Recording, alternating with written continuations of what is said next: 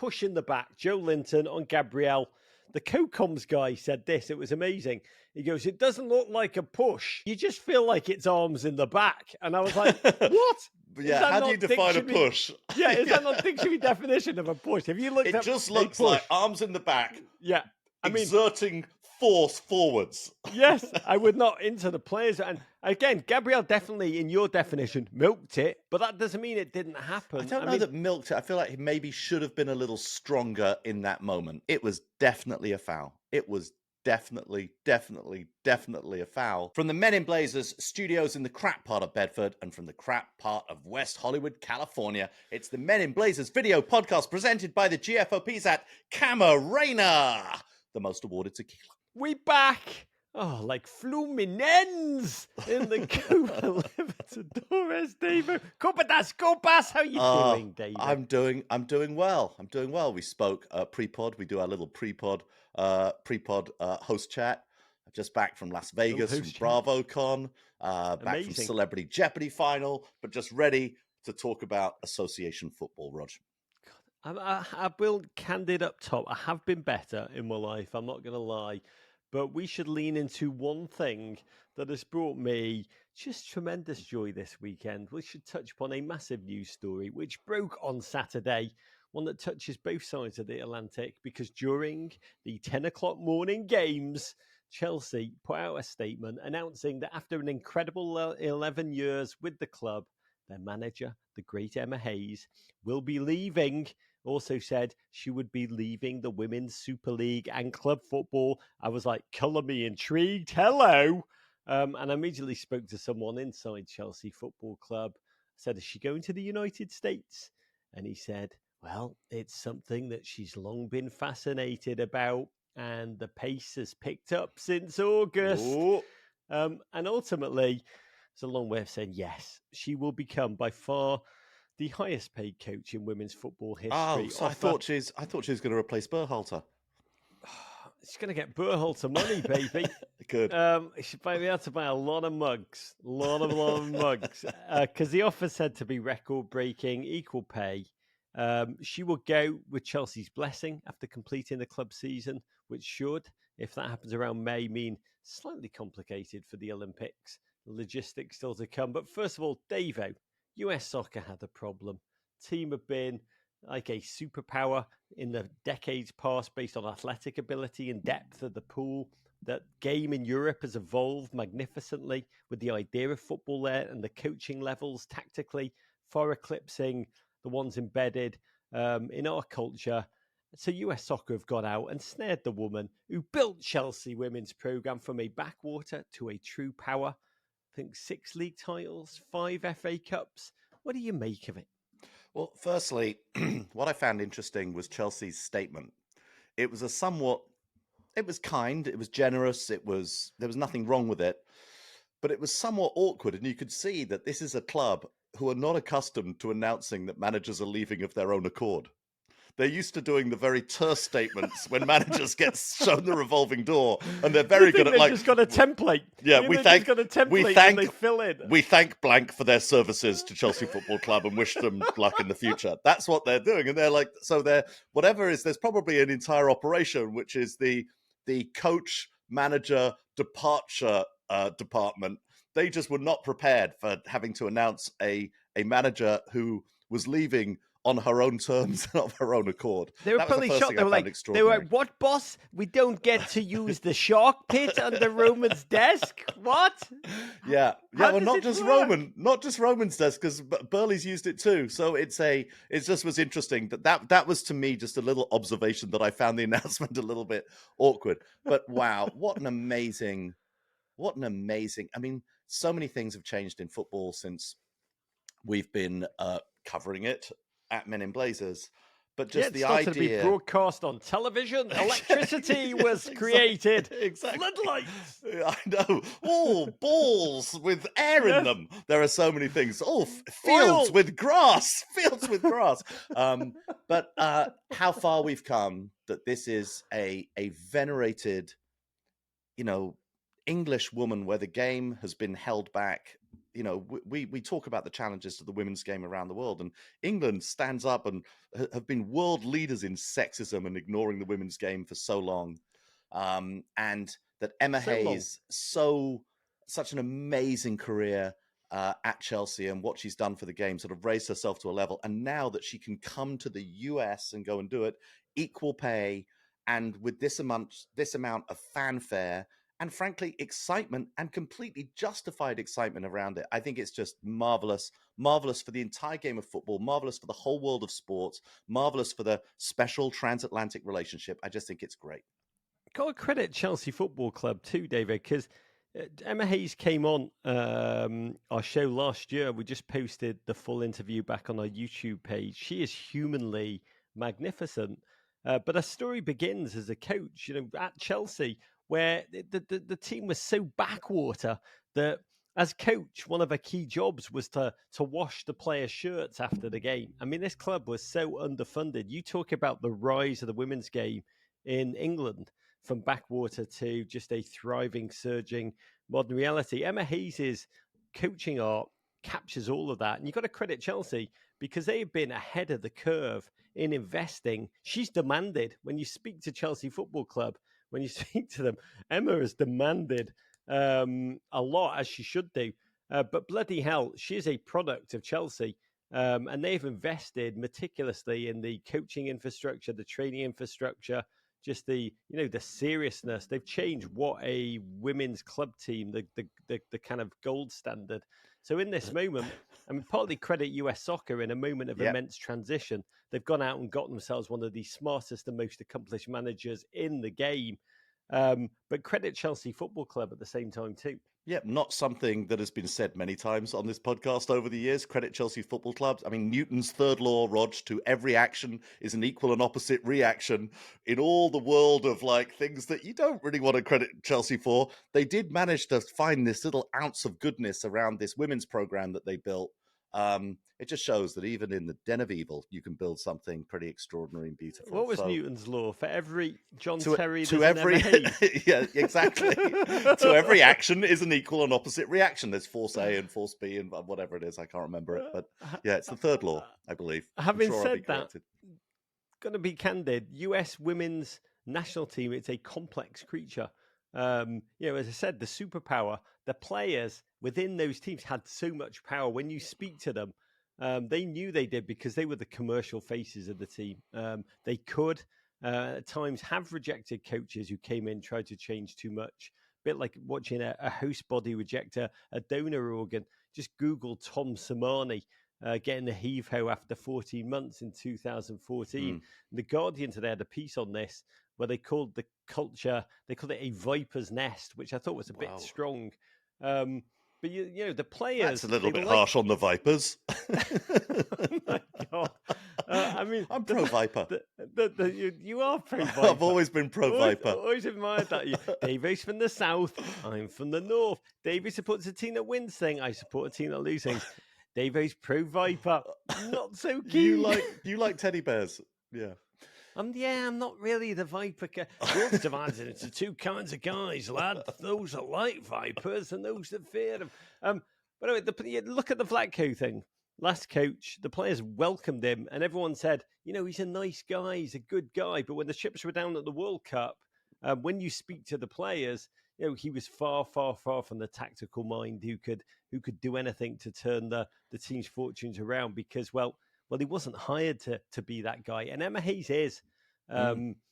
She's a bigger star than any of her players. She has more success, bigger star, bigger personality, more experience, like everything. And that's not really what has been in the US dugout. It's really only, even on the men's side, only Klinsmann who's been that guy. I mean, it's a really remarkable change at US Soccer in terms of going out and getting the biggest coach that they could possibly get to bring into. Yeah, she's like Klinsmann without the helicopter and with knowledge of football. That's really the trade-off. X-nay on the helicopter, big plus on the. I mean, she's good Trinity. Yeah, good Trinity.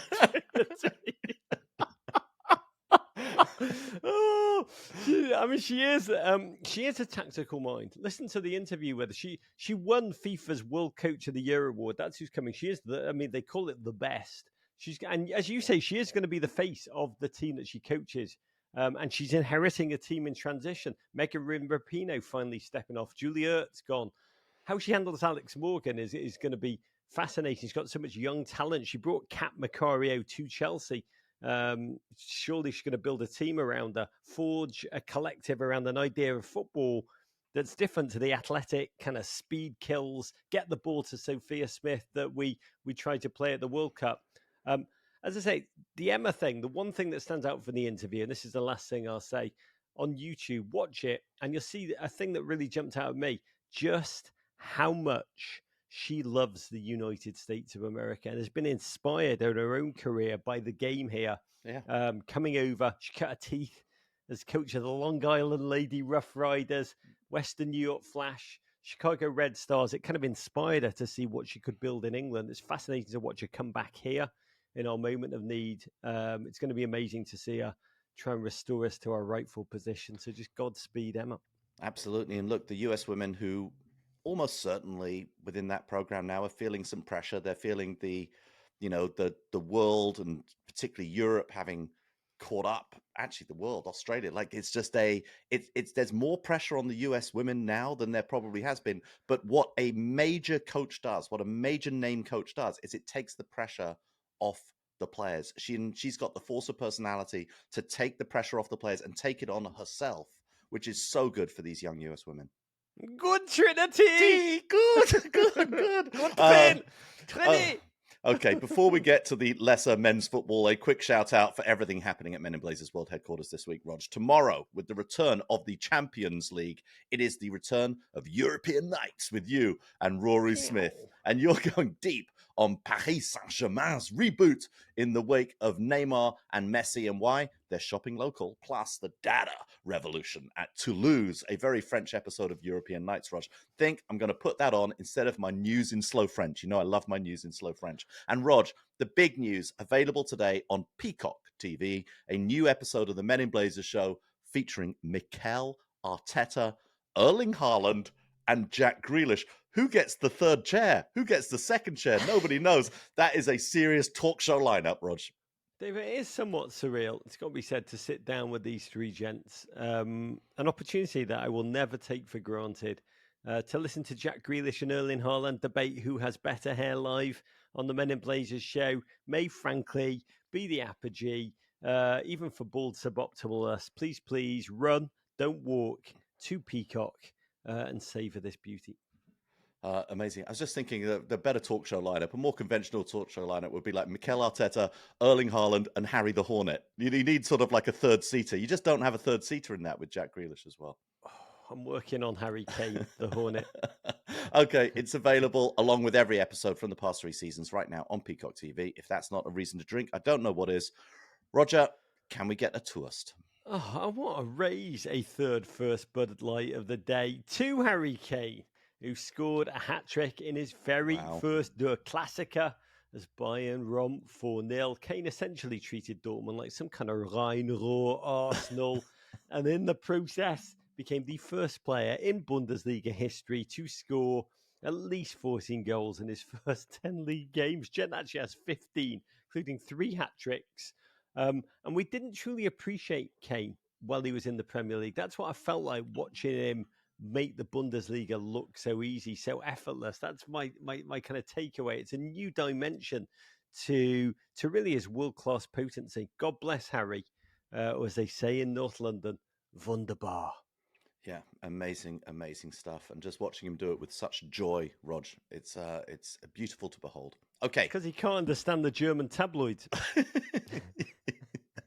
I don't think the Germans can understand the German tabloids, Roger. Okay, to the English football. Newcastle 1, Arsenal 0. 2 teams trying to announce themselves as true contenders swagger into a raucous, rain-soaked St James's Park and do battle. And this one was littered with flashpoints, grapple, and shithousery throughout. But the biggest talking point, one I have a feeling we may be revisiting for months to come, came in the 64th minute when an Anthony Gordon goal went into a trinity of VAR reviews. First, to see if the ball had crossed the end line in the build-up. Second, to see if Joe Linton fouled Gabriel when the ball was crossed. And the third, to see if Gordon was actually offside before steering it in. In the end, it stood after a somewhat lengthy review, leaving smoke coming out of Mikel Arteta and Arsenal fans' ears as they lose for the first time this season. They drop to fourth place as Newcastle punch, quite literally in Bruno Guimaraes' case, their way up to 6. Arsenal steeled themselves. We knew that before they left to travel north of the wall to the Wildings of Newcastle. That always delirious fan base, currently having the time of their lives, perpetually tops off, bellies out, just baying for a signature win before kickoff. Arsenal knew we had the chance to go level at the top with a win. And the chance to be a tabloid team in crisis with back-to-back losses, asterisk, including the Carabao if they lost. That is just the threshold, the thin margins at the moment. Odegaard out, not yet fully fit, into that bear pit. And the football was just helter-skelter, really emotional adrenaline, the match, the atmosphere, front foot, physically unbending, both teams trying to smash into each other, high on intensity, low on real chances created. The longer it went on, the more I realised this is familiar. It was like watching an incredible CONCACAF game, less about, I think it was when I realised it wasn't even just about impressive physicality. It was more about just giving Saka an unprotected kicking. And a level of frustration, a bit of niggle seemed to enter the game, which checks notes. Kai Havertz chose to avenge, leaving his feet with a trailing leg, taking out Longstaff. I didn't think it was a red, Dave. I don't know about you. It was kind of in the see them given when you're not Kovacic department. And the fact that it led to yellows for reacting to pretty well the entire Newcastle squad. I think it was Longstaff, I don't remember which one. Sure, Gordon, not bad ROI for Kai. It made it feel incendiary. I sort of think like the commentators immediately in stadium were immediately sure that it wasn't a red and that it was just a yellow. I think at halftime, I think in the studio back in Stamford, they had a slightly different view. This season, with what has been given, I wouldn't normally say that that's a red card challenge, but looking at some of the red cards that have been given this season for tackles, Kai came in at speed. He left his feet, had that big trailing leg. He caught him. I know everybody's obsessed with the height on the ankle, but that's not the only part of that red card rule.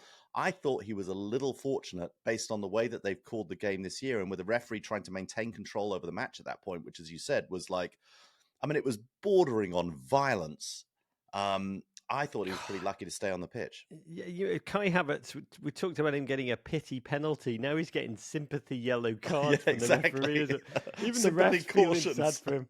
Yeah, the Geordie faithful bellowing, "You're not fit to referee" at Stuart Atwell. How little we knew at the time.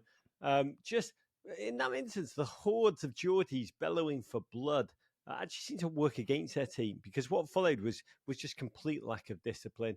Yeah. Guimaraes totally amped, charging around like Begbie in a bar fight.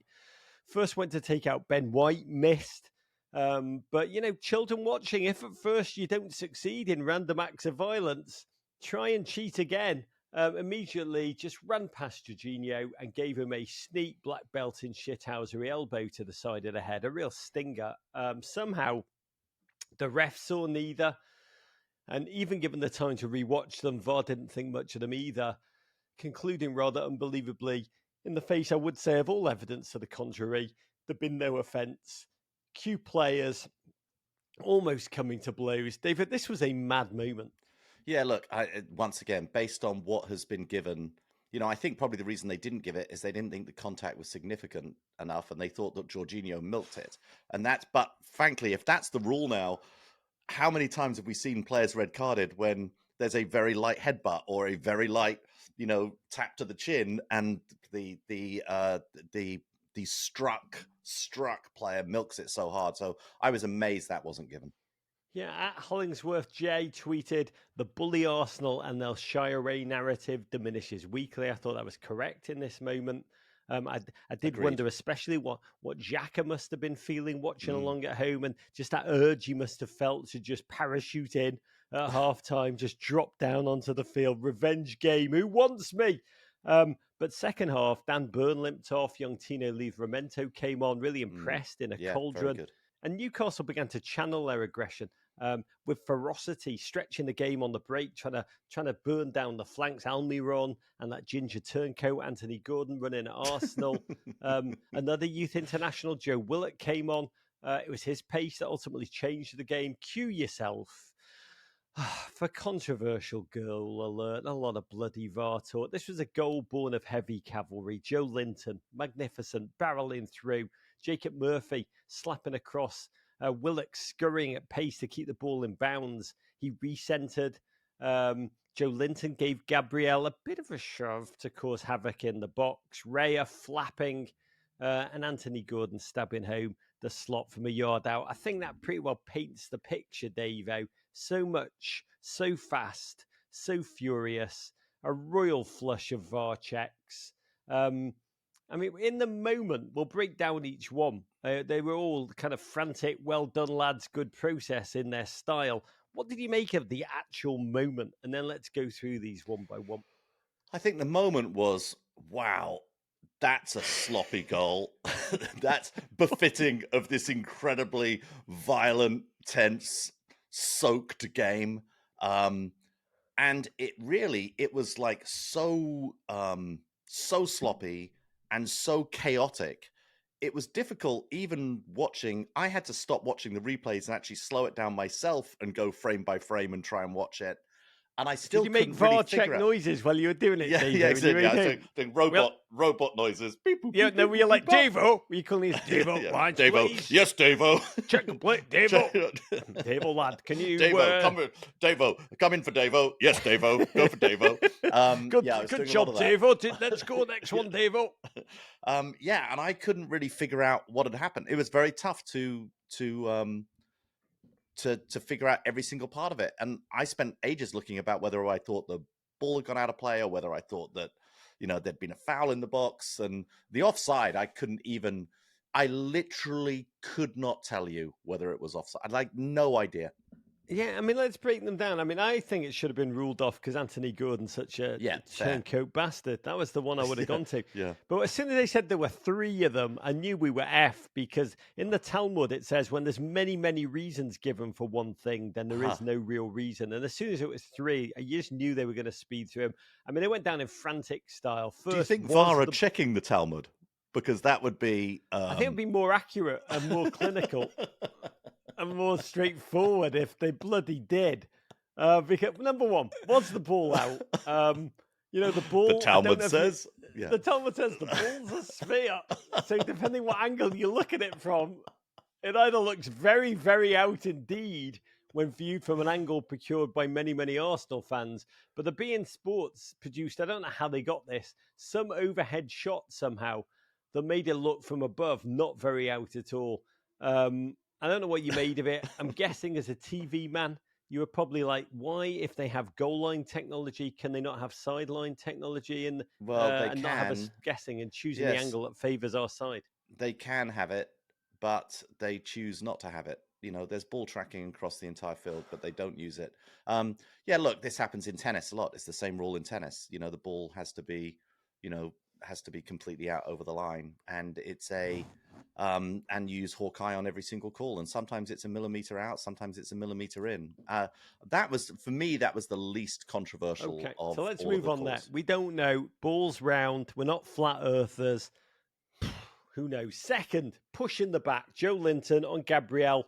The co-coms guy said this. It was amazing. He goes, it doesn't look like a push. You just feel like it's arms in the back. And I was like, what? Yeah, how do you define a push? Is that not dictionary definition of a push? If you look, it just looks like arms in the back. Yeah, exerting force forwards. Yes, I would not into the players. And again, Gabriel definitely, in your definition, milked it. But that doesn't mean it didn't happen. I don't know that milked it. I feel like he maybe should have been a little stronger in that moment. I think would be the fairer way to say it. It was, by the way, it was definitely a foul. It was definitely a foul. Definitely. But sometimes in the box, there are lots of fouls in the box that don't always get called based on the level of force. So, it's once again, that was the clearest offence that they probably had to ask I think themselves. so. Does it have to be overruled? I think so. The Referees Association explained that because the referee had not deemed it a push, Yes. then there was, quote, not enough evidence to overturn, i.e. it wasn't clear and obvious. But I've got to say, if you're trying to explain that it wasn't a push because it was just arms in the back, yeah, we got to clarify because those to me are one and the same there. But let's go to the offside with Anthony Gordon gingering behind the goalkeeper. The VAR officials, not an offence in football, Roger. Not an offence in football. Is it not? No, it's not. Know. What does the Talmud say? It says la las la la la lum. Or is that Latin? The VAR officials were reportedly unable to make a definitive decision because, quote, the lack of video evidence available to them. Davo, what do you see, Davo? Davo, I'm looking, can't see anything, Can't Davo. see Davo, anything. Davo. No, they're doing a high voice for that, wouldn't they? Can't see anything. I'm terrified. I can't see anything. It's all going to be in the Daily Mail. I mean, Dermot Gallagher, the ex-referee, later explained it. He said the offside, which they looked at for a long, long time, but couldn't find the lines to decide where the ball was when it struck Joe Linton to come down. The ball is obscured, so they have no start point. That's the problem. You need the start point. Occlusion. That's David, would you have given that? No, on the offside. I think it was the foul. In terms of, to me, in terms of the severity, there was the foul was a yes, the ball out of play was a no, and the offside we just don't know because of the occlusion. So to me, ultimately, I'm amazed that one of those three issues didn't overturn the goal. It was an orgy of VARing. We watched an orgy of VAR. I didn't like that orgy. Yeah. But somehow the goal overcame all of them. Arsenal fans in utter agony, and I felt for them. I really, really did. It could be worse. Listening to me, you could be an Everton fan after having to watch Anthony Gordon kiss his Newcastle badge in celebration, and we know where his bloody lips have been. Amidst all the VAR checks, we should note, Davo, Aaron Ramsdale would have saved that question mark, right? Raya kind of went prime Flapiansky under the cross. Yeah, he certainly doesn't come out of that completely clean. It was not his strongest moment. But look, he gets lost. He gets lost under crosses / Mudryk chassis. That's the yeah. He's not really strong in coming for the ball. That's not that's not his strength as a keeper, I don't think. Yeah, I was going to ask you, what is his strength as a keeper? But that's he's a great locker room guy. He's a great locker room guy. He's a glue guy. My friend Arsblog tweeted a good question. He said, "How can anyone have any faith that VAR made the right decision after they ignored the Guimaraes thing in the first half?" So true. Which is not a bad point. And again, I feel your pain, Arsenal fans, but you still had 26 minutes still to go to get back into it. Arsenal challenged, Arsenal freezing, Arsenal behind enemy lines, undefeated record on the line. Could they score the first goal in a Premier League game at St James's Park since August? That, by the way, was the Darwin Núñez madness game. But I've got to say, Newcastle, so robust, shape immense. Joe Linton everywhere. What an ongoingly brilliant transformation footballingly. Eddie Howe has conjured. Ultimately, his career has been. Arsenal had all of the possession, all of the passing, made all the running. Team were robust. Guimaraes got his hat trick by doing, just a ridiculous foul. He pushed Jorginho in the back, bizarrely. Just insane. And then told him to get up. And then he got his hat trick by going master of the open fist into Vieira. And for that one, finally got a booking. That was a madness, David. We talk about consistency. We talk about, guys getting sent off for very, very little. How do you understand what he got away with that? I thought Robbie Mustoe made a really good point in the studio post-match, where he said that one of the problems of VAR also is that the assistant refs, who should be helping out the man in the middle at that point by saying, "Hey, that was just so you know, that was a push in the back. That's a yellow card offence." They almost don't seem to be coming in and giving the guy in the middle help because they think that VAR will sort it all out. But VAR doesn't give yellow cards. VAR gives red cards only does that. And I thought Musto made a brilliant point that suddenly these people in the middle, for what should clearly be seen by one of the three people out there, I don't know where the fourth official's duties end, but you sort of feel as though the ref can get a bit more help on those decisions and at least be giving yellow cards more consistently. There's a lacuna. Is that what Musty's saying? There's a vacuum. There's a gap. Yeah. That is bloody fascinating. Guimaraes is essentially living in that grey zone. God, it was honestly hard to watch as a neutral, but the game ended with a mighty Joe Linton celebrating a slide tackle into Declan Rice after 8 minutes of stoppage time, as if he'd scored a goal. A moment which really summed up the game, which was a match of petulance, of aggression, of controversy. Arsenal, to me, didn't create enough, but they didn't deserve to lose. We'll talk about that. But after the game, Arteta, incredible post-match, seething, to me, as he should have been. Incredible speech, which, to be honest, I really admired. He called the win a disgrace, embarrassing, an absolute disgrace. There's so much at stake. We put in so many hours to compete at the highest level. I've been in this country for more than 20 years. The officiating is nowhere near the level of the best league in the world. I feel sick to be part of this. It's not a goal. It's not a goal. If there was a team looking to win the game today, it was Arsenal. The outcome is nowhere near the level this league needs to have. It's not good enough here. I feel embarrassed to be part of this. What did you make of it, Davo? Because a lot of pundits immediately in England thought it was embarrassing. It was whining. It was shameful by Arteta. But as I said, I really admired it. Well, look, I think the only thing I'd say is that there isn't a single Premier League manager, really, who's been in the job, any more than a few weeks, who hasn't been entitled to make exactly the same speech at some point about some terrible crime. I'm sure you can think of them for Everton. I can think of them from Chelsea. I can think of them for Palace. We certainly saw what happened to Liverpool a few weeks ago. There is just every team in the Premier League has suffered the same thing. So I think the only thing that was a little bit tone deaf from Arteta is for him, it was all about Arsenal, which is in a great tradition of, Arsene Wenger at that club, only seeing this as something that affects Arsenal. And I would say this is also perhaps conflated by what Arsenal fans did in the wake of this, or many Arsenal fans did in the wake of this. And by the way, this isn't just to pick on Arsenal fans.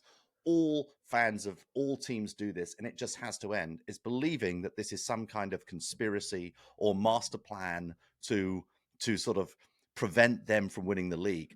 We have to stop, conflating malice and gross inefficiency and gross ineptitude. And this is ineptitude. And I think that's fair enough to call. I think when you start to think that this is a conspiracy against Arsenal, it's the fix is in, this is just a fix, so it's all about the money, going to make sure that Man City win the league, I think that's where it gets difficult. And so Arteta's comments, which none of them were that, but it gets built up by all the stuff being said by their own fans. I think that's fascinating, David. Look, there are a lot of crazy conspiracy theories out there. We're living in that age. But the optics of this, and I think this is what Arteta was ultimately speaking to. When you look at the biggest VAR controversies this season, the Luis Diaz goal disallowed for Liverpool against Newcastle, Kovacic's challenge for Manchester City against Arsenal, for his foul on Ødegaard, and now Newcastle's Guimaraes non-red card, which was unfathomable. Mm-hmm. And add to that the startling nature of the goal, which we talked about for far too long, which I really resent that we've got to break down VAR decisions now for 10 minutes. But all of them favour the teams that are nation-owned. And when that happens, the optics do feed into not only the crazy conspiracy theories, when Curtis Jones gets a red and misses 3 games for his foot bouncing off the ball into a shin, and Guimaraes is able to act like a lunatic 3 times and just get a yellow card. That feeds into something that, to be candid, the big clubs are talking about. This is not just fan conspiracy. Arsenal put out an official statement yesterday lambasting the Referees Association, the Professional Game Match Officials Limited, PGMOL. Terrible name, by the way, that always completely and utterly. Pugmore. Yeah, they need a much better. They do need a. They need. We at Pugmore.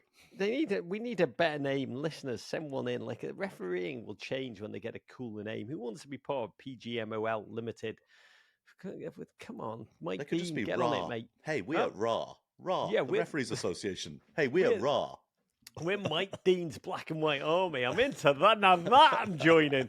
By the way, Arsenal also urged the Premier League to, quote, try and get world-class refereeing standards or uphold them.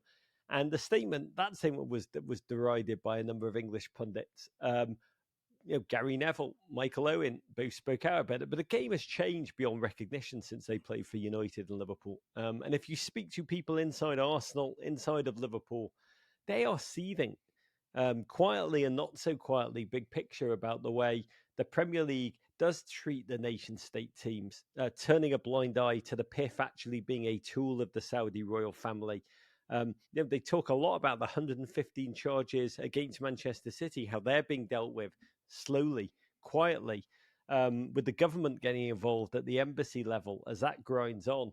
That's the battlefront that I think they're fighting on, that this Arsenal statement is about, where Liverpool are mentally. There is a weariness, there is a growing anger, and you see it come out in the Luis Diaz refereeing mistake and this Arteta moment. To me, they're like big stories trapped in a small story, David. Yeah, I still think though that to make that about VAR means you've got to make a leap and think that VAR is part of the conspiracy to go and do them in. I think it's one thing about not applying the rules, to do with player transfers and commercial endeavors and finances in the same way. I think to make it about VAR is just incredibly inefficient. It just is, just as refereeing without VAR was incredibly inefficient.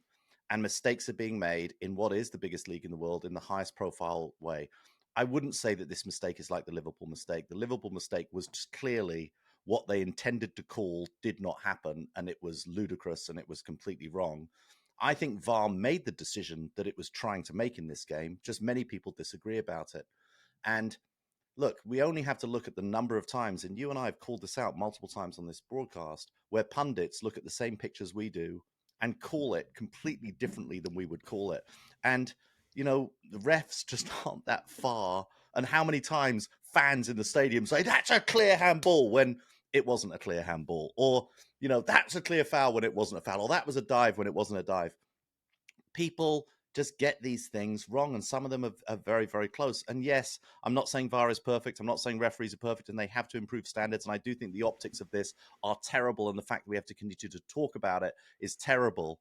But I would love to go into the businesses of many of these fans and look at how I'd like to look at their supreme 100% efficiency in their own businesses and see if they really are any better than the human beings who operate this thing. God bless. You're either Viper in this world or anti-Viper. But we do know this. Arsenal, invincible season, no more. Just Spurs left, undefeated. Must have had an agonisingly long drive home. Arteta, no doubt, ruined the officiating, no doubt. But we should also ruminate over his decision to bring in Kai Havertz with that money in a position that was okay. Thank you very much, Mikel Arteta. Yeah, God bless. Thank you very much. Good business, Chelsea. You don't say that often. Thank you. But he needs to fill that striker role. That's watching this game, that was the role that needs. Ivan Toney about to become available, same money-ish.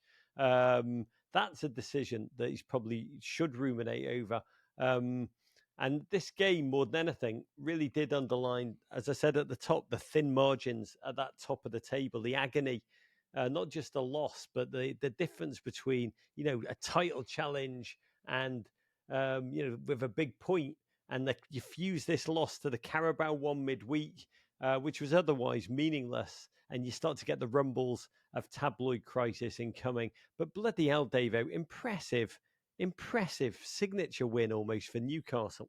Definitely. And look, I would say nothing more impressive, and you alluded to this earlier, nothing more impressive about Arsenal in this game and over the last season and a half, in that steel that they've got and their ability to stand up to the fight. That's what Arsenal were missing for a long time, that backbone in midfield, that backbone in defense. Declan Rice was the best player in this game by a mile. He was unbelievable, both on the ball and off the ball. and it was a super close game. And I do believe that they were very unlucky to lose. I do believe they were the best player, the best team on the day. But what Eddie Howe is doing at Newcastle is fusing this strength and this rigidity with speed. I mean, mind-numbing speed all across the field.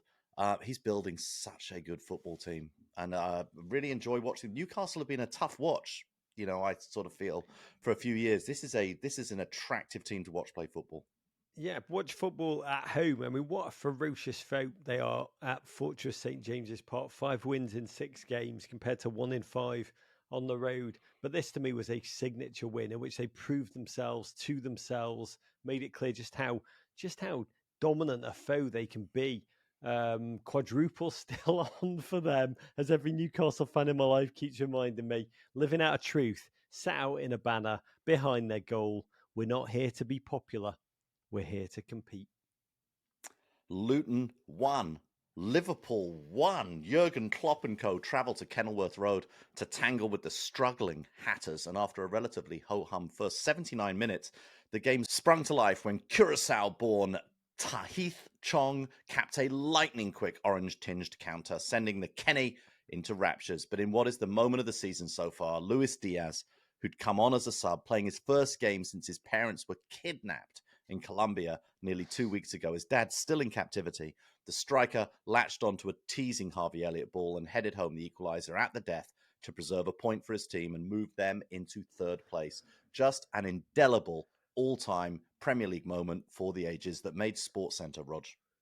Yeah, God, we'll get to that. Luton Town, God bless. Liverpool fans, first half sang constantly, "You're going down with the blue shite," which I didn't appreciate, but that's difficult. You could both enjoy it and not enjoy it at the same time. Truth hurts. Luton, their resistance, admirable. Just it's all that formidable Liverpool firepower. 5 saves from Kaminsky in goal, quite resilient. Darwin Núñez having one of his comedy off days. 9 shots without finding the back of the net. One of the most remarkable, set up by a cushioned header, which may or may not have been a miss hit by Salah, may or may not have been offside, but from which Darwin had the whole going to aim at from like 2 yards out. He blazed it over. Salah fell over in an astonished agony, slumping alongside him, which was, Dave, there was no doubt to me, Darwin is amazing. But Manchester City fans used to say of Dzeko, they used to say they could never tell if he was a bad striker capable of so many incredible moments or an incredible striker capable of so many truly dreadful moments. I think Darwin is the latter, right? Yeah, I think it's just his percentages. I think his goals are incredible, and sometimes he combines something which is rarely seen. Is he looks so confident when he makes it, and he looks so not confident when he misses. It's just it's just extraordinary. This was a tough miss. Yeah, and the longer the game went on, it felt tougher. In retrospect, the more the frustration kicked in for Liverpool. Luton fans, Luton's got to be said, it's an incredibly deprived area outside of London, and they chose to chant, tragedy chant, it's called in Britain, essentially about how impoverished Liverpool is, amongst other things, which has led to a national debate this weekend about just how dark these matters are in a time when Luton's unemployment rate is actually worse than Liverpool's. But on the field, Liverpool frustrated. Klopp booked for protesting, penalties not given. His team reduced to long range, kind of wistful efforts by Trent. And in the 80th minute, Liverpool corner, which Big Verge headed towards the net. I think it was Ross Barkley back to goal, had it hit his arm. But while the Liverpool players protested for a penalty, Big Ross, Everton youth product, former Blue Wonder, romped up the field, fed Kabore on the flank, who rode the ball into the area, finding United Youth Academy prospect Chong, who finished so bloody bravely, prodding past and exposed Alisson. Dave, I've got to say, the fact it was Everton and United product sticking it to Liverpool made it all the sweeter, but it was an incredible moment. Look, they'd done so well to keep Liverpool, other than that Darwin Núñez mess, they'd really defended well and played a little bit of football for 79 minutes before that happened. I thought Luton were superb in this game. But that break was incisive. That's probably Ross Barkley's best moment in the Premier League since I don't know when. That was unbelievable lightning break, a perfect ball inside to the breaking Chong, and a beautiful finish. It was a fantastic, fantastic Premier League goal. And in the minute, I was like, this moment will never be eclipsed. I'd actually read this week that Skims has released a new bra with a, quote, daring raised nipple detail, which is designed to make the wearer look permanently turned on. Yeah. To sprinkle a random erotic charge over everything. Mm. That's how I felt watching that goal in that moment. Genuinely, Aroused. as if I was wearing this skim bra with raised nipple detail. Yeah. I mean, it was like watching $10 million dollars worth of starting Luton lineup overwhelm. I think it was 650 million plus the Liverpool starting lineup. This was the Knots against the Have-It-Alls. It was the Kenny rising up with boisterous noise, bellows of joy from Luton. Felt like they were faintly audible all over the world. Luton back, holding on, just hacking the ball clear. It was magnificent. But then, fine ball from Harvey Elliott in his New Balances, arcing it to the back post, and who soared through the air to meet the cross with perfect big air, snap of the neck, and slightly off the shoulder. Oh, Davo, we knew Luis Diaz, he'd come on as a substitute. His father and mother, his mother had been released, but his father still kidnapped by the Colombian terrorist group ELN, the National Liberation Army, who've been fighting inside the state since 1964. And watching him soar in the 90th minute in Liverpool's moment of need was what, Davo, it was human poetry. And at the same time, it had to be him, right? Yeah, it was beautiful. Beautiful ball. Credit to Harvey Elliott. That was a fantastic, in some ways, Liverpool's unsung player of the season. He's been superb this season around sort of much more heralded teammates. But that was a great ball. And to watch him do it, who couldn't root, even though you're rooting for the minnow to some extent against the big club, just so excited to see him score that goal. And what a beautiful moment. And then raising his shirt for the tribute to his father. I mean, it was to me one of the most moving moments I've seen in sports. Jurgen Klopp had talked before the game about how it was his choice to be part of the squad. He said his quote was, "The training ground, the football pitch is the safe place for the boys. A place of sanctuary, a place of sanity in a world gone mad." Watching him come on, watching him salvage the game, watching him lift up his shirt, reveal that simple message of love, libertad, para papa, freedom for dad. And then at the final whistle, the Liverpool fans chanting, Diaz, Diaz, Diaz. All the Liverpool squad went up to him. So many of the Luton players that he just denied possibly the most famous victory in their team's history, they too went up to him, hugged him. Beautiful, beautiful, beautiful. Massive on a football level. Even bigger on a human one.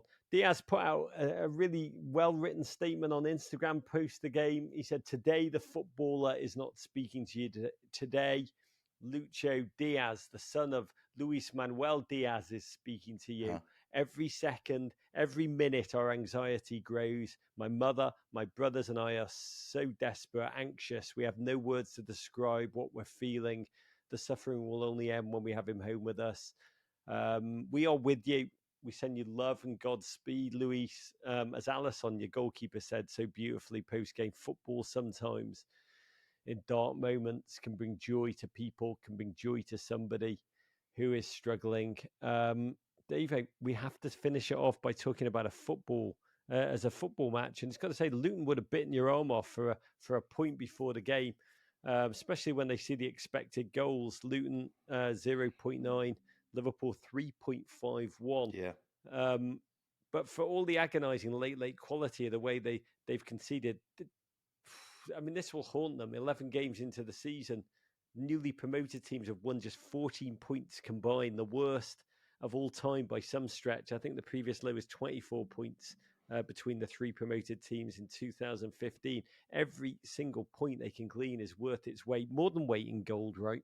Yeah, and look, and it lifts them into 17th place. They are They're above Bournemouth on goal difference and 2 points ahead of Burnley and Sheffield. That is incredibly valuable for them, and it just gives them something. And I'm sure that their manager and their coaching team are doing this week. They're going to use that to build off and to believe. So much of it is about belief and just finding a way to get points in difficult games. And I thought an incredible performance, great result, whatever the XG said.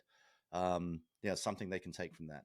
Yeah, for Liverpool, they'll also rue this one. Jamie Carragher on the Sky broadcast talked after the game how they need a real holding midfielder and a right back that can help them guard against the counter when they have so much possession. But man, 24 shots in the game.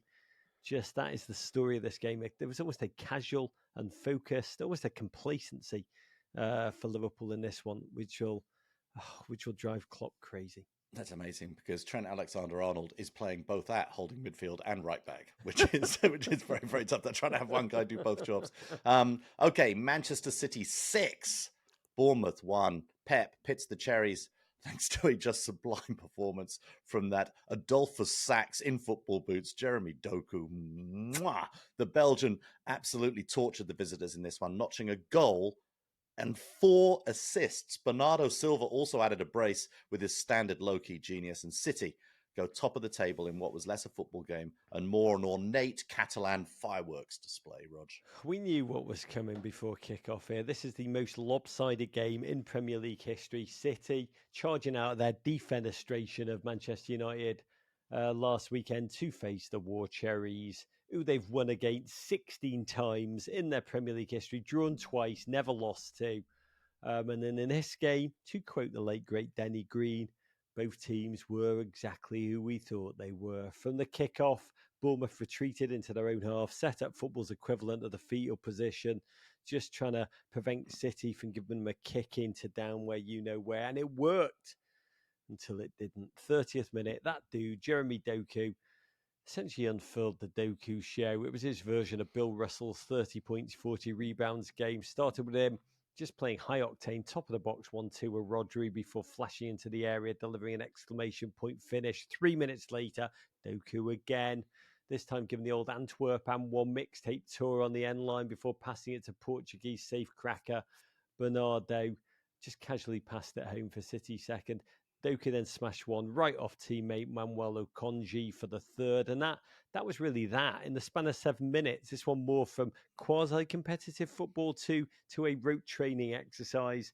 And the question everyone's asking, Davo, just how good is this 21-year-old Jeremy Doku? I thought they took a season to bed into Pep's ideas, but he's just so intelligent, so direct, poetry, power. Who does he remind you of? Wow, the Belgian Flash, Rog, as dubbed by talent scouts when he was a teenager. I think he's superb. And just another jewel, another crown jewel that Pep is able to unfurl at City. He reminds me of Raheem Sterling, but with a lot more. Amazingly, I think he's faster. I think he has more foot speed. I think he's a better passer of the ball. A little bit fortunate with certainly one of those finishes, but wow, what a footballer! Yeah, GFOP at Mana Senyaga tweeted us, Doku is what Anthony thinks he is. And my God, he finished the game with 1 goal and 4 assists, became the youngest player in Premier League history to do that at 21 years, 161 days. Got to credit City scouting department for doing it again. Second half, Pep shuffled the deck, brought in Foden for Haaland, who limped down the tunnel with an ankle injury, which Pep confirmed after the game. We'll see how long that knocks him out for. Wishing you all the best, Sterling. He was back in training today, which is a great sign, but Haaland's absence did not stop City. It's honestly shocked that they didn't score during halftime. That's how much this game felt like a romp. They netted 3 more at a canter. Foden grabbed the 4th, 5th from Bernardo Silva. Second of the game, just a delicate little dink, exquisite chef's kiss, snuck across the line. Less a goal, more like a tender Noel Gallagher, acoustic doodling ditty, sublime. David Bernardo, 9th in the Ballon d'Or. I'm not saying he's David Silva, but he's David Silva-esque. Has he picked up the Gundogan mantle as the most underappreciated player on this City team? Yeah, But there are others as well. But yeah, Bernardo blows you. He blows you away every single time. When you can just isolate on him and not watch anybody else, you are, wow, he is just superb, and he glues so much of it all together as well. So much joy for City on this day. Nathan Ake scored the six, celebrated it against his former club. God bless. A goal that meant nothing. He's yes.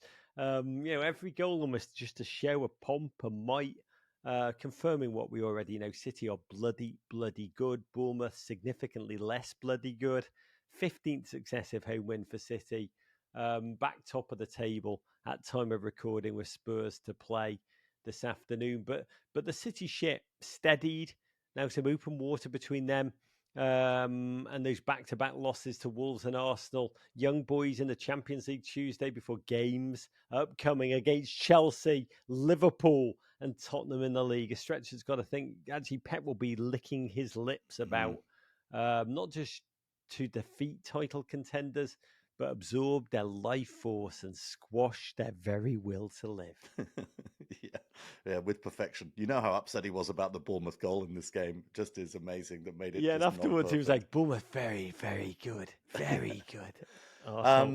Oh, my word, more VAR controversy. Fulham 0, Manchester United 1, a result Man United desperately needed. They came stumbling into this one off that 3-0 beatdown by their crosstown rivals, and it looked like they'd taken an early lead until VAR poured cold water all over another goal from the white-hot Scott McTominay. And with the game heading for a 0-0 draw in the 91st minute after multiple failed Cottagers clearances, Bruno Fernandes sent one low and hard past Bernd Leno to rescue a victory for Eric Nine-Hag. United move up to 8th. Yeah, I wrote in Friday's newsletter that the Ten Hag era had reached, quote, the desperate bite your arm off for an unconvincing win territory. They got it. So mission accomplished. I mean, here they needed any kind of a win against Fulham. By the way, Fulham, who have not beaten United in 17 games, going all the way back to 2009, this is who they played on this day. A team they normally treat with just disdain. And Fulham were limp in the opening exchanges, quickly surrendering that McTominay goal. Ruled offside after prolonged VARing. Maguire interfered with play. God bless Maguire going up to the refs as they look on their tele, with his long, sad face. Well, no, to quote Rog, they actually said that Maguire was playing an active role in the move, which, by the way, is sort of a compliment to Harry Maguire. You'd bite your arm off to play an active role in the move. By the way, that's the old Maguire, though. This Manchester United, the whole thing just reminded me, Manchester United right now, without McTominay and Maguire, is essentially like Wrexham without Rob and Ryan. 11 games into the season, this is amazing, Davo. They are yet to have a striker score a goal for them in league play. In Alejandro Garnacho, Højlund and Antony, their starting front three, had 22 league appearances between them, have not mustered a single goal or an assist between them, which is mind-blowing. And that VAR overruling just took all the stuffing out of United. Luckily, they were playing Fulham, who can't score themselves. Raul Jimenez, Rodrigo Muniz, Carlos Vinicius, doesn't matter. None of them can fill the Mitrovic-sized hole that he's left behind. They have not scored in the first half of a home game all season. It didn't look like they would. It was insipid. David, this was bad. This was like football made to be background noise to something else you had to do in the house early on. I was thinking about this Ten Hag quote before the game. I came here with my philosophy for my acts based in possession, but to combine it with the DNA of Manchester United. And I don't know what he thought the result was, but looking at this, it was like watching a footballing FTX. It was like proper Sam Bankman-Fried in cleats. Yeah, I must say, as a neutral, I've always enjoyed watching Man United. I've always get a little bit excited when I say, oh, Man United game, I'll go and watch that one if I've got a choice of games. And now I realise that I'm being suckered because the football that Man United are playing is just very, very tough to watch. I feel for their fans just watching this. It was grim. Week after week after week. So grim. McTominay said pre-game that we've got to fight like dogs, and his teammates must have been like, okay, let's do the acting like a pack of puppy mill Pomeranians. There was a moment when Garnacho charged upfield, just did a back heel to nobody, and then fouled the recovering Fulham player to get a yellow card. It was like, just summed up just a whole ridiculousness inside 9 seconds. There was a banner raised in the United away end, play like you mean it. But God, United had lost all direction. Fulham briefly realised the game was there for the taking. We just have to step up with a modicum of threat. And they started to, I think, how Paulinho, Willian thrash shots at Onana from distance. He's like Jorge Campos Onana. Just every dive, he makes it look as good as 10 times better than it was. I love watching him. But it was desperate. In many ways, United, honestly, have not been the same since Weghorst left. But the game felt like it was petering out, but how wrong we were. In 91st minute, slop all over the Fulham box. I think Fulham had like 3 chances, big boy chances to completely clear their lines. It was like under 8 football in the build-up, honestly, Dave. That's what I saw. Don't know about you. Yeah, but, it was. They did it again. Yeah, and they found a way, and Bruno found a way to give them a victory, and ultimately, after watching 90 plus minutes of very, very poor football, at least Man United fans have that to take away. Yeah, particularly because I think Fulham fans had spent the previous 90 minutes shouting at Bruno that you look like a rat, you look like a rat. And the rat just decided, F this, I'm going to slap a shot curving round the full girth of Tim Ream into the corner. Ten Hagi time, doesn't quite have the same ring as Fergie time. But did they deserve it, David? Or are we just like, who cares? Scrappy wins. Deserve. What was it Barry Hearn said to us once? It's like, there's no truth in football. There's no truth in football, boys. There's no truth. There's no deserving it. There's no not deserving it. There's no global conspiracy. It's just the breaks. It's the way it goes. God, I will say, it reminded me still of the death throes of Mourinho and Ole Gunnar Solskjaer, where United would somehow, not even showing that they could control games anymore, not showing any style, no idea of football, but like key moment, just grabbing a goal desperately. Even when that moment's the 91st moment. GFOP at Clancy Hughes tweeted us, they are literally moments FC.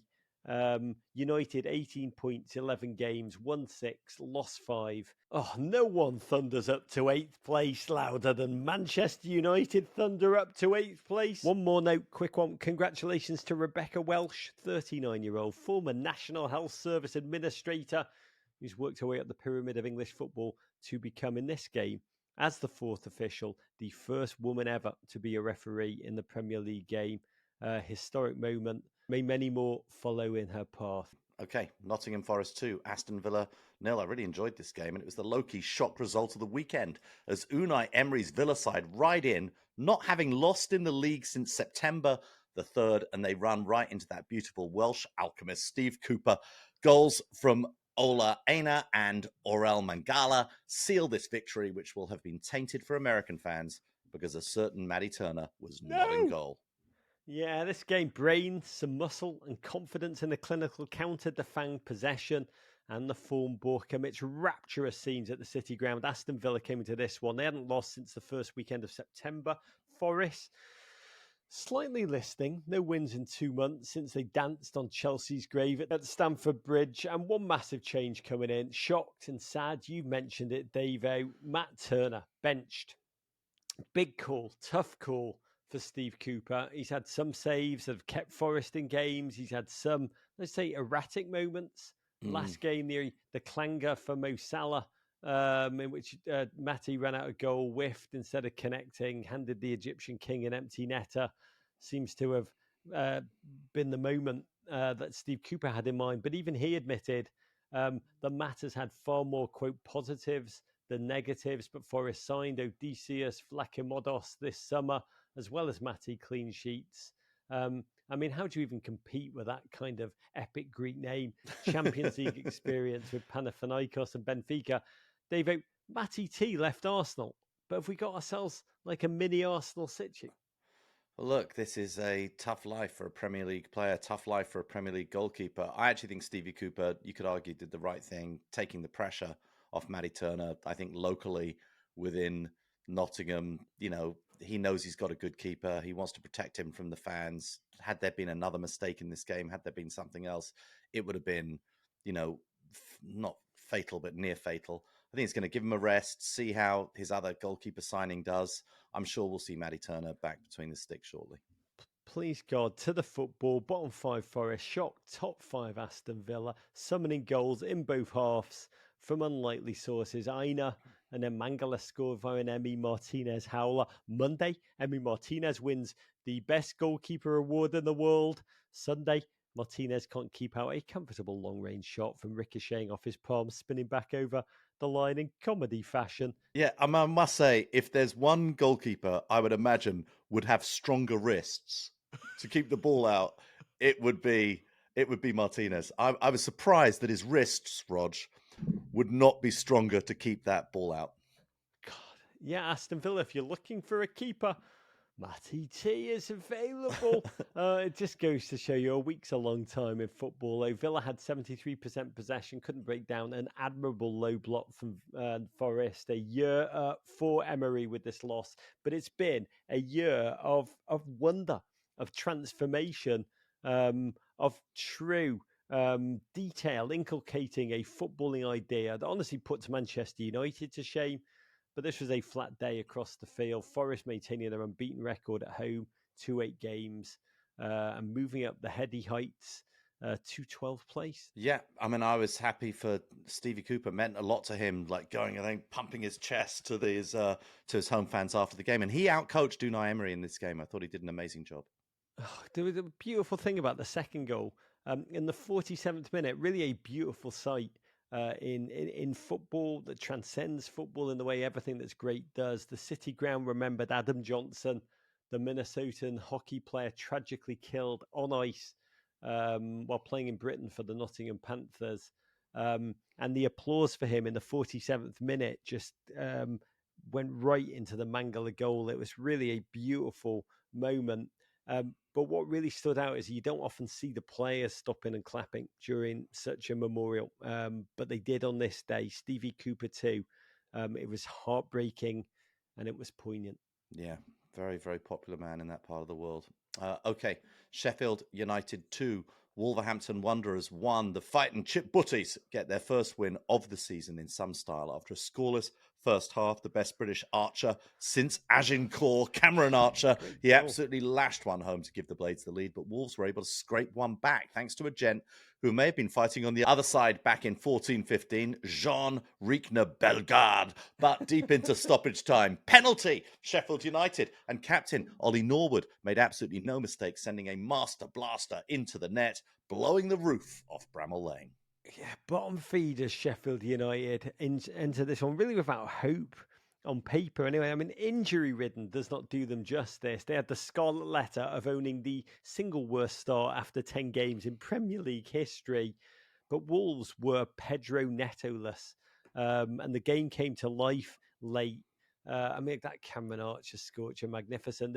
The equaliser for Wolves actually came in the 89th minute, only for poor, lamentable Fabio Silva, who just missed, it should be said, a golden chance to win the game at the very death at one end, then made an ill-advised decision to put his foot in on Baldock. Slight touch, but called in his own penalty box. And in the 99th minute, cue Ollie Norwood to step up to smite that ball, thunder it, just captain's penalty into the corner off the crossbar. Cue scene of scenes. Blades fans celebrating as the team played the theme music from our favourite movie, The Great Escape, Dave. Oh, love it. Well, poor Fabio Silva, who probably hates The Great Escape, that may have been why he did it, but he broke down in tears. It broke me watching him. Started sobbing. It was something to witness. Just a juxtaposition. Sheffield United players running around aghast in wonder. We won. Silva head down, being consoled by Cunha. Sheffield United are in a competition of their own to beat the Premier League record low points tally of a meagre 11 in a season won by Derby County in 2007-8. They now have 4 points after 11 games. They're on pace, Davo. Wow. With Brighton next up. Yeah, they could win that. Okay, Brentford 3, West Ham 2. London Derby Fight Club. Two teams just delivering blow after blow, refusing to put their hands up in defence. A Neil Maupay goal. Check. Yes. a Neil Maupay goal, a Mohamed Kudus overhead worldie, some Jared Bowen pinball wizardry and Iron's own goal, and a Nathan Collins towering header. And after 10 rounds, the judges tallied it all up, and Thomas Frank's mob emerged victorious. Yeah, for the first time in 35 games, Neil Maupay, Davo, scored a big boy goal. Just remind me, what were the other signs of the apocalypse? Hornets. Yeah, Vipers. And then one's the Bruno Fernandes looking like a rat. I think it's probably that. Humans who look like rats scoring goals in injury time. Humans who have had carnal relations with rats scoring important goals. Yeah, check. The Earth's waters rising above the mountains. Yeah. And that tiny little French shithouser finding the back of the net. Neil Maupay, you mean? Yeah, pretty sure it says that in the Bible, doesn't it? Or the Talmud, maybe. The Talmud, whatever. Your Talmud. Tell me more about your. Tell me about Talmud. this. David, it was shocking to witness. It was. I mean, see him score, honestly, just as surprising. Good player. West Ham's third straight loss, which came despite taking the lead. That goal of vicious whimsy from Mohamed Kudus in vain. Jared Bowen becoming the first player in Premier League history to score in each of his side's first 6 away games. Mikel Antonio let history show, squandered an almost open goal. Why would you score in an open goal? He could have made it 3-1. And Jacob Steinberg, the Guardian writer, West Ham fan too, noted that West Ham have conceded, this is amazing, 7 goals during the first 20 minutes of the second half this season. Essentially, it's a very data-driven way of saying Moyes half-time team talks are terrible. As Davey just chose to Moyes it up, have his team sit deep, protect what they had, which they couldn't do without the injured Kurt Zuma and CONCACAF smiter Edson Alvarez suspended. And Thomas Frank is so tactically astute. Few managers better at preying on opposing weaknesses in game. Brentford took advantage of West Ham's vulnerability, and Bruno at the heart of all their mischief. Incredible to watch him. Brentford are going to lose Tony. How long can they hold on to the Cameroonian now? And it'll hurt West Ham all the more. The ensuing goals, all products of mistakes, switching off. But Lord, the result, Brentford's third win on the run. God, they love playing West Ham. Winners of all 5 of the games since they've got back to the top flight. Davo, science says Hammers hate facing bees. It's known. Okay. Burnley 0, Crystal Palace 2. JJ Watt's Clarets come in off that heartbreaker against Bournemouth, and Rebecca Lowe's mob only go and kick them while they're down.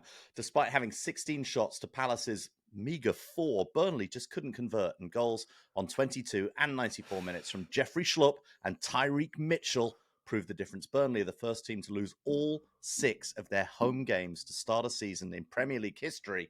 Darkness on the Shires and at Dave Fishwick's house.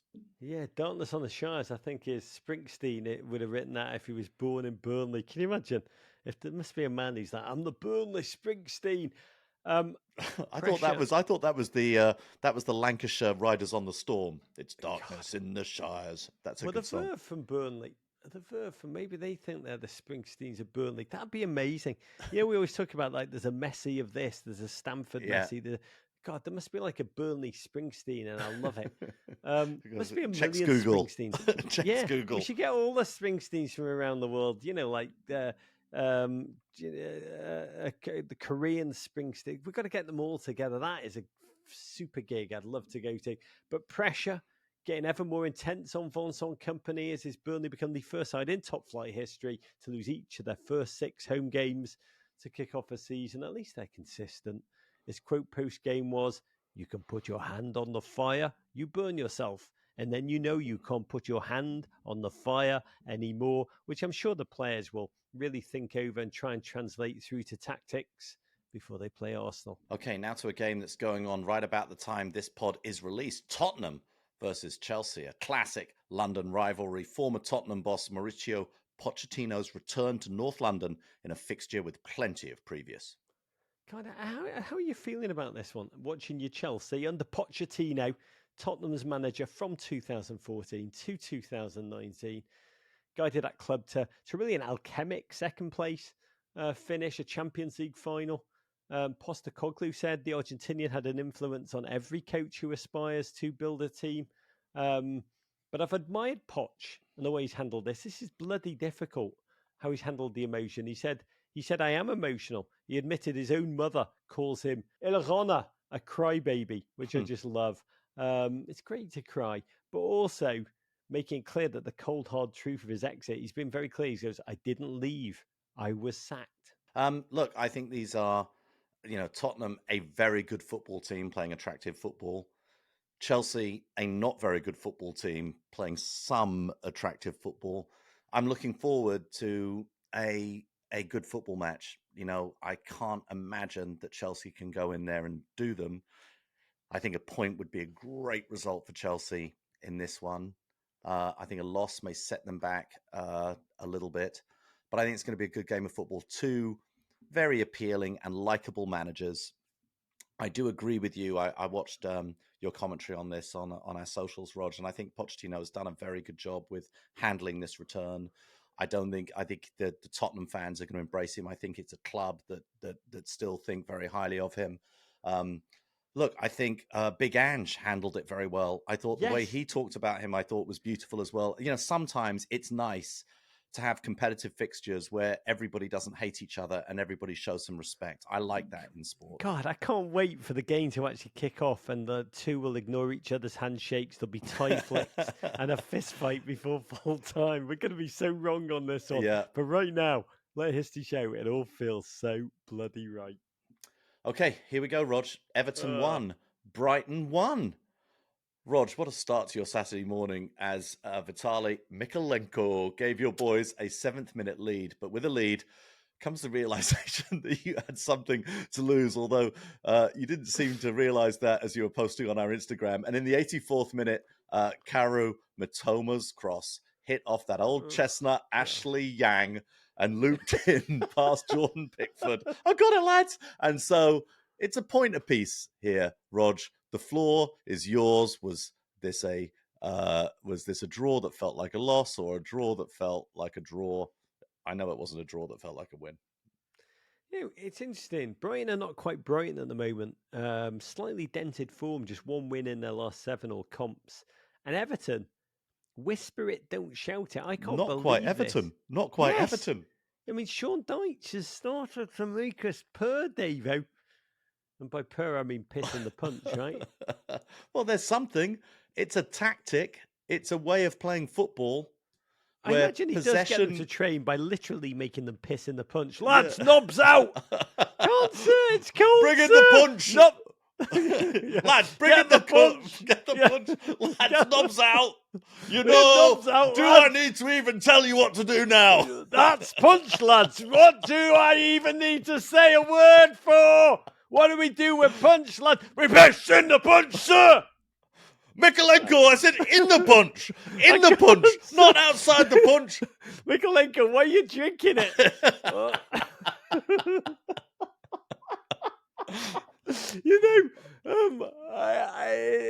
The performances, they've not all been great, but there's been graft, there's been spirit, there's been the occasional swift shot kick to the down belows, sod possession, and I've loved it. God bless. And so it came to pass. 7 minutes, Ballon d'Or candidate Dwight McNeil found it. It's got to be said, vastly improved. If that's what he's doing, drinking the piss in the punch, I don't care. That's what it takes. That's called man management, yeah? Because for a second, he's remembered he's a professional footballer. Slapped once off the keeper before drilling home the rebound. Davo, I was like, is this the real life? Is this just fantasy? I couldn't effing believe it. Yeah, no, it was an amazing moment. I went in to check the scores, and you know how you look, and then I thought, wow, where does that take Everton in the standings? And saw it was taking them above Chelsea at that point. And literally, at that moment when I saw, wow, they're above Chelsea, suddenly it just went, meow, and went down as the equaliser came in. My poor daughter does that. Zion, it's like, Dad, we're like 9th place. And all my boys just scream, we never do that. We never look at where we are before them. It's your fault. Because when we look at the league table in Bedford, it affects the outcome of the game in Liverpool. when a butterfly flaps its wings, yes!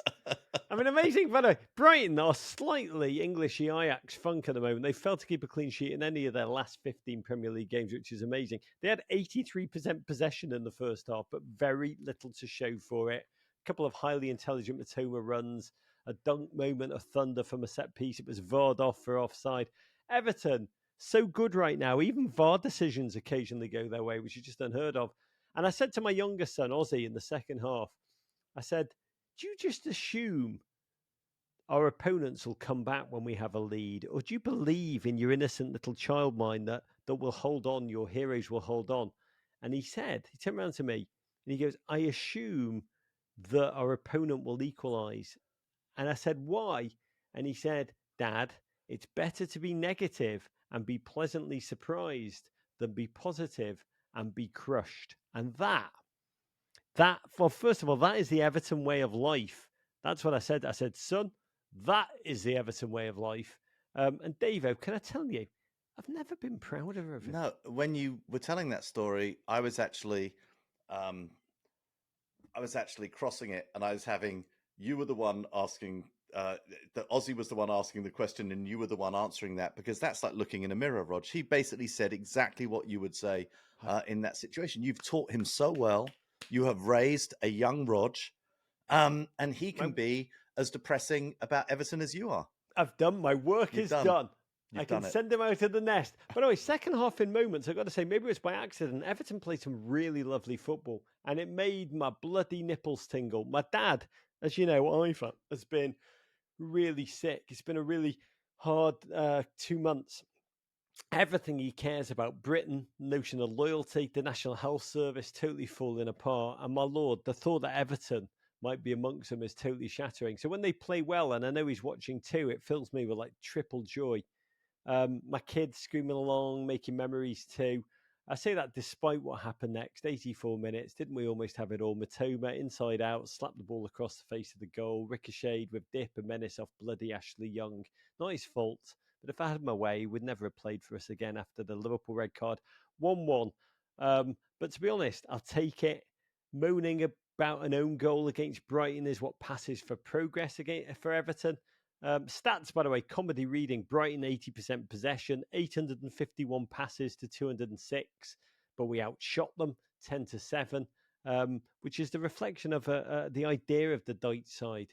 Collectively, confidently, thanks to Tark and Braithwaite, anchors and shields at the back, and 11 points now, Dave. 11, just one more, and will not be in the negative when that 12-point deduction comes. Yeah, and look, this is intentional 20% possession. This is the way that against a team like Brighton, who like to possess the ball, but can do so often without really threatening.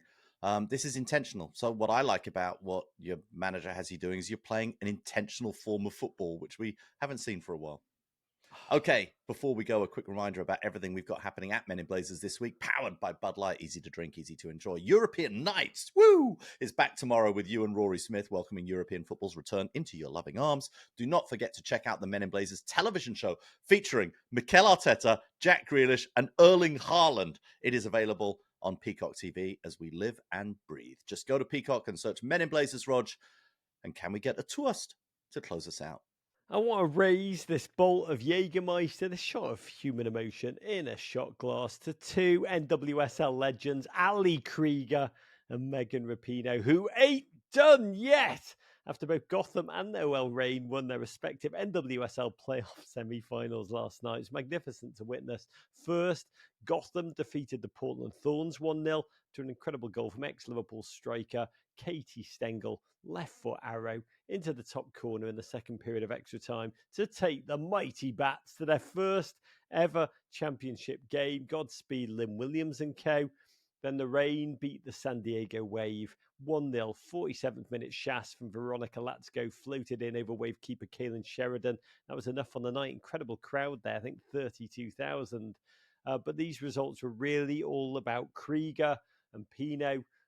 These two best mates will now face off against each other in what will be both of their final games of their professional careers, with an NWSL championship on the line. They'll both love that. Saturday, 8 p.m. Eastern Time on CBS. I cannot wait to watch NWSL scriptwriters, well played. Probably you were drunker than Premier League scriptwriters on the day when you came up with these ones. I can't wait to watch Saturday. I'm so bloody pleased for Megan, for Ali. Whatever happens, fitting end to two icons. Wow, now I can't wait for that final, Rog. You can follow us on Twitter at Men in Blazers, at MC Davies, at Rog Bennett, on Instagram at Men in Blazers, at MC Davies, on Facebook, Men in Blazers, on Twitch, twitch.tv/Men in Blazers. Also at TikTok, look for it at Men in Blazers. You can always email us at meninblazers@gmail.com. We love and cherish getting your emails. Venderpunk, Rog. War Pig! Was that a Rabona? I like snacks. Balls win, balls win. Oh, take that, Gloria. Balls lose. To Tweed. Abrigado, rock on, mate. Kung Fu Fight in America. Love you, Davo. Love you, Rog, and best to your dad. Love, thank you, sweetheart. Love you, Mikalenko. Keep drinking that punch.